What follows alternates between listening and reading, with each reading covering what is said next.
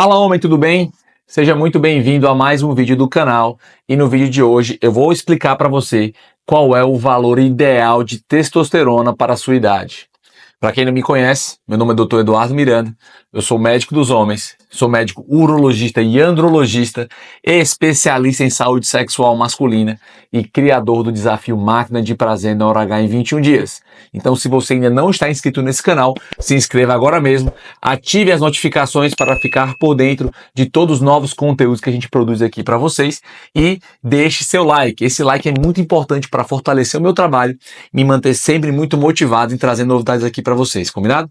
Então vamos falar, gente, sobre a testosterona, esse hormônio que é tão importante para o vigor masculino, para a formação de massa muscular, desempenho atlético e, mais importante ainda, para o desenvolvimento da sua potência, da sua performance enquanto homem, tanto para o desejo, quanto para a rigidez, quanto para o orgasmo e a ejaculação.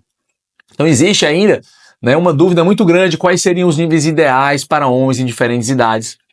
Primeiramente, eu queria trazer para vocês que antes de você começar a entrar nesse dilema para saber se a sua testosterona está baixa, está alta, o mais importante, no primeiro passo, seria você ter uma dosagem confiável dos seus níveis hormonais.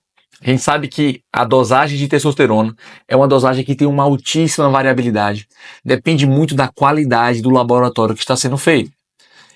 Via de regra, os testes tradicionais podem oscilar em até 25%.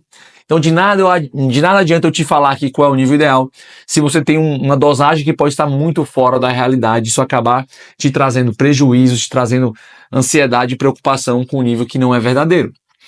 Como que você pode saber se a sua dosagem está sendo boa ou não? Então, o mais recomendável é que você use uma metodologia específica. A maior parte dos laboratórios utilizam um radioimunoensaio, que é chamado de quimioluminescência. Essa metodologia tem uma variabilidade muito grande e até mesmo nos melhores laboratórios você tem que ficar atento, o seu médico também, para esses valores que podem oscilar bastante. O ideal mesmo é que você solicite que seja feito um exame que utilize a metodologia da espectrometria de massa ligada à cromatografia líquida. Isso já está disponível no Brasil, muitos convênios não cobrem, mas os valores são relativamente acessíveis, né? Se for mediante um pedido médico, você consegue adquirir esse exame por um valor, vai depender da cidade, mas que custa talvez entre 150 e 300 reais para você ter uma medida mais confiável da sua testosterona. Fora isso, os laboratórios melhores, eles costumam ter uma calibração melhor. Então, de certa forma, se entende que os valores normais sejam de 300 a 1.000. Então, na calibração do laboratório, que é diferente desses valores recomendáveis, o ideal é que, que os níveis de normalidade estejam próximos dessa variação.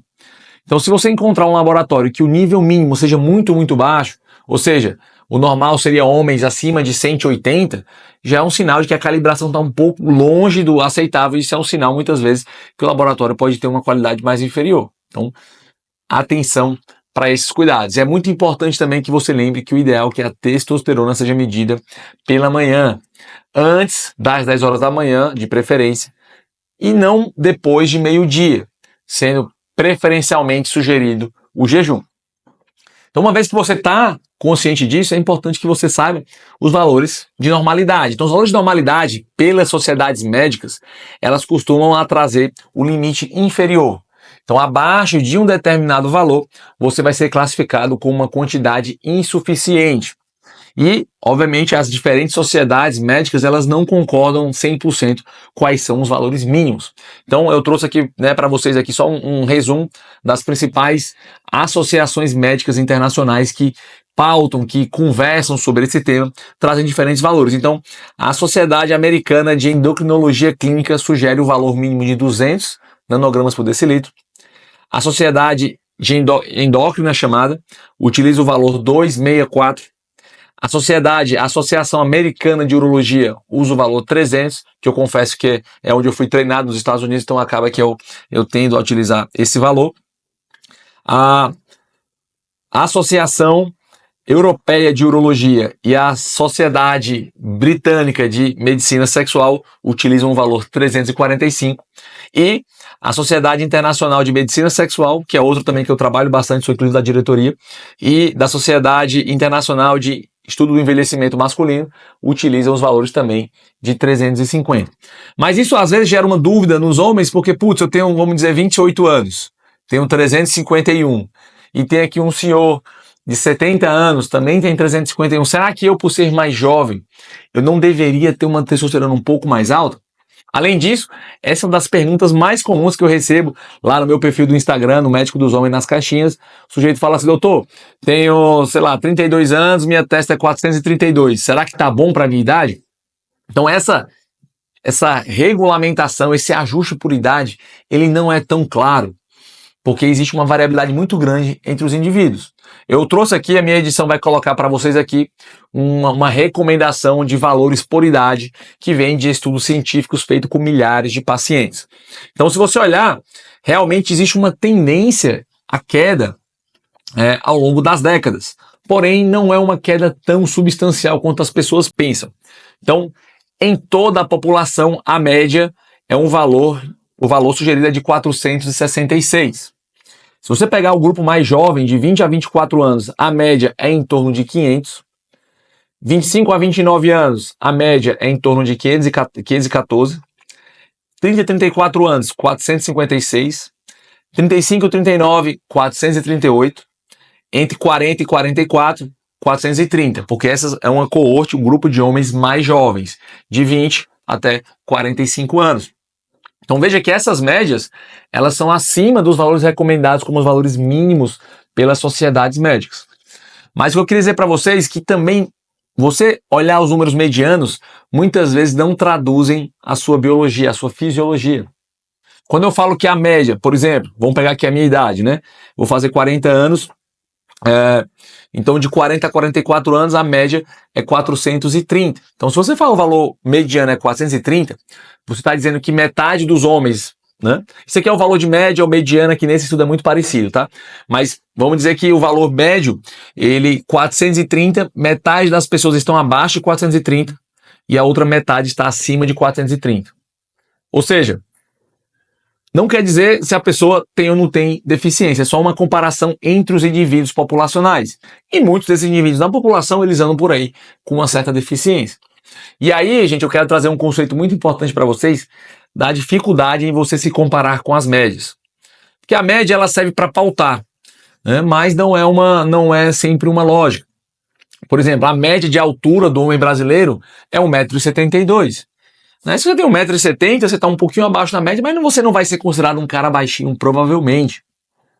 E o problema da testosterona, que é uma medida bioquímica, ela tem uma dificuldade de interpretação, porque essa testosterona, ela vai ter um efeito nos seus tecidos, no seu amigão, no seu pênis, no seu testículo, nos seus músculos. E lá, ela vai agir em uma região específica, que é conhecida como receptor androgênico. O receptor é como se fosse uma fechadura. E a testosterona circulante é como se fosse uma chave. Ela vai lá, roda a chave e vai gerar o efeito biológico esperado. Então as pessoas, quando avaliam apenas os valores das chaves circulantes, os valores dos níveis hormonais, não está considerando que as fechaduras podem ser diferentes. E os estudos já mostram que existem pelo menos 35 tipos de receptores diferentes. Ou seja, não é só a quantidade de testo que você tem, é a eficiência do seu receptor. Tem homens que têm um receptor altamente eficiente e com doses baixas, como 300, 350, valores limítrofes ali, já vão ter uma excelente resposta, vão ser fortes, vão ser muito potentes, vão ter um bom vigor na cama. Já outros homens que têm um receptor menos sensível vão precisar de doses mais altas, talvez 500 ou 600, para ter o mesmo desempenho. Então essa é a grande questão, e é por isso você ficar comparando homens diferentes, de diferentes idades, pode incutir em erro e em frustrações. Então aqui eu queria trazer duas mensagens para vocês. Primeiro é que os valores eles variam muito, né? E que você achar que todo mundo tem que ter o valor 700 e 800 para ter um bom desempenho, para ter uma boa função viril e vigor masculino, isso está errado. Né? Então vejam que as médias ali estão em torno de entre 400 e 500 no máximo. Então eu costumo dizer, quando me perguntam lá nessas caixinhas, nessas discussões com os pacientes em termos educativos, que se você estiver acima de 400, você vai estar numa margem muito tranquila de mínimo requisito para a sua normalidade. Veja que, né, as sociedades médicas colocam os cortes mais altos em 350. Então, acima de 400 você tem uma margem, considerando os 25% dos erros da maior parte dos laboratórios, da metodologia de quimiluminescência, você vai estar numa faixa segura. Entre 300 e 400 está numa zona cinzenta. Então, observar, cuidado, luz amarela. E abaixo de 300, certamente são valores considerados mais baixos, percentis mais baixos, e que eventualmente vão precisar de algum tipo de tratamento. Então, essa é a primeira mensagem. Não precisa ter testosterona tão alta assim, acima de 400 você vai estar certamente no espectro da normalidade. E o segundo, mais importante, segundo o conceito aqui, que mais importante do que o valor que você achou no exame, é a manutenção no longo prazo. Então, se você, aos 20 anos, estava ali com 400, você tem que ficar cuidado, porque com 30 ou com 40, pode ir para 300, 200, né? Então, existe uma tendência de queda com a idade, mas muitas vezes não uma queda relacionada à sua produção do testículo, mas muito relacionada ao seu estilo de vida. Você vai engordando, vai ficando mais sedentário, vai ficando mais ansioso, vai se alimentando pior. Isso vai pouco a pouco baixando a sua testosterona. Então não se preocupe com as médias, as medianas populacionais. Preocupe-se em manter sempre níveis próximos ao que você tinha quando você era jovem. Daí a importância, eu sempre sugiro, se você tem 40 anos e nunca dosou sua testosterona, é muito importante que você tenha uma dosagem basal, de quando você não tem queixa, de quando você está bem, forte, com bom vigor, para que a gente consiga entender a dinâmica do funcionamento desse hormônio na sua vida. E é o seguinte, uma das melhores maneiras de você manter esses seus níveis sempre em níveis ótimos para o seu funcionamento é através de cuidado com a sua saúde. Queria trazer aqui um lembrete para quem não conhece ainda o meu desafio Máquina de Prazer na Hora H em 21 dias, que é a minha metodologia online para exatamente ajudar você a calibrar os 3 fatores do prazer do homem, que é o corpo, mente e o amigão. E esses 3, quando trabalham em uniformidade, isso vai te ajudar muito a manter a sua testosterona sempre em níveis normais. Se você quiser saber mais sobre a próxima turma do meu desafio, todas as informações vão estar disponíveis nesse link que está aqui fixado no primeiro comentário, para você ficar por dentro e não perder essa grande oportunidade de ficar sempre mandando super bem na hora H, deixando a sua mulher viciada em você como uma verdadeira máquina de prazer na cama. Meus amigos, um grande abraço e até o nosso próximo vídeo.